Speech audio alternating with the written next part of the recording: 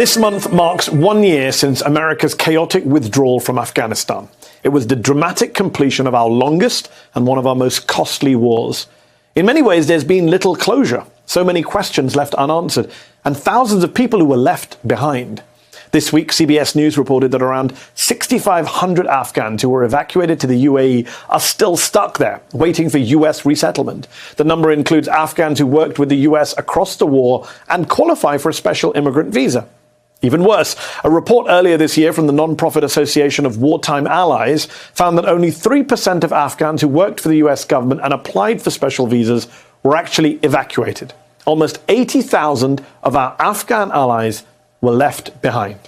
Left behind not just to pick up the pieces in a war-torn country, but to try and live under the leadership of the Taliban, all while the country faces compounding economic, environmental and humanitarian crises that have shown no signs of improving. And for the nearly 80,000 Afghan allies who were able to evacuate to the US, Congress is taking some action. This week, lawmakers introduced the Afghan Adjustment Act. If passed, it would provide a legal pathway for Afghans who were evacuated to remain in the US, ending the uncertainty that they could be deported back to Afghanistan after their temporary permission to stay ends.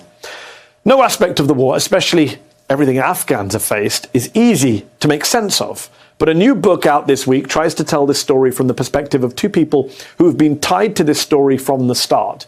Always Faithful, a story of the war in Afghanistan, the fall of Kabul, and the unshakable bond between a Marine and an interpreter, is written by Major Tom Schumann and his friend and former interpreter Zainullah Zaki.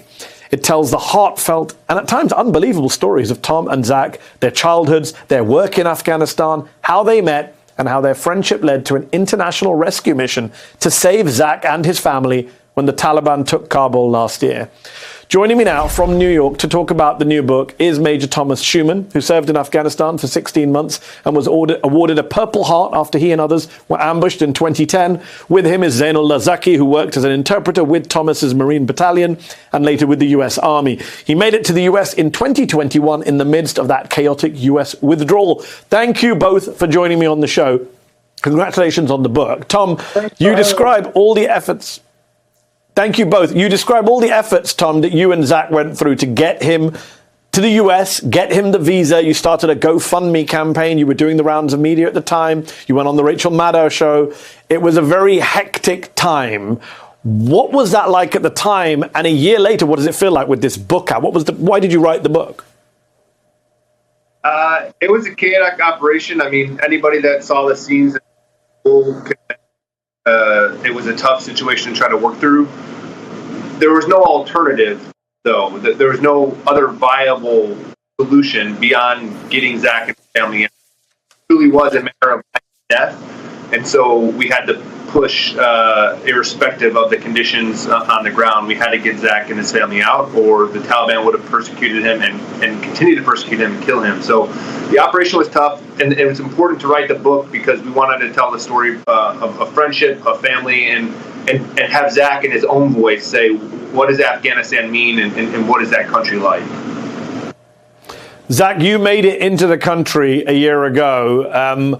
What is it like for former colleagues of yours, especially other interpreters who worked with the US government who haven't made it out of Afghanistan yet? Have you been in touch with people back home? I can't imagine it's been easy. Yeah, it was very hard, and the people who stuck in Afghanistan, most of them are killed who was like interpreters. Fortunately, we are out by the help of my friend and also his friends out in 2021, August 18. And now we are in the United States, just dealing with our normal life. And Zach, you're not even secure here yourself, are you? Your visa application, I believe, was rejected in April. What is your current status? Are you at risk of being sent back?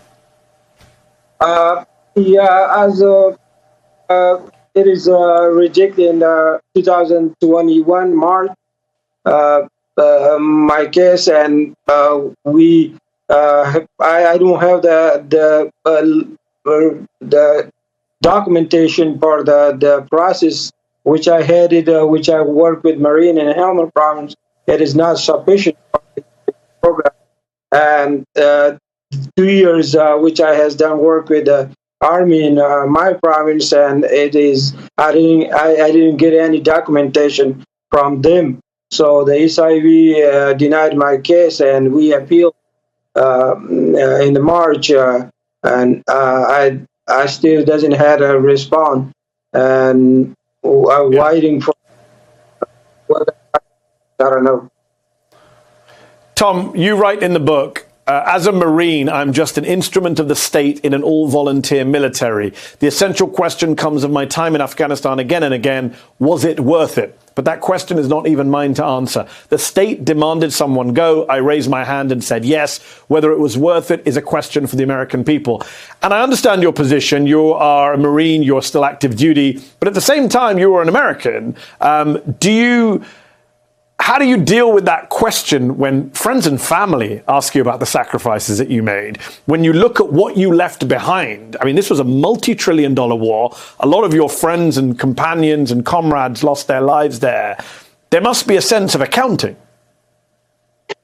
Yeah, I try to spend less time these days looking at what I left behind and more time looking to what's on my left, and that's one of my best friends is here. And so ultimately there has to be a collective reconciliation of the sacrifice and the loss in Afghanistan. I also gained a lot in Afghanistan. I gained experiences that you can only have in combat, and I gained the brotherhood that I'm so thankful to have.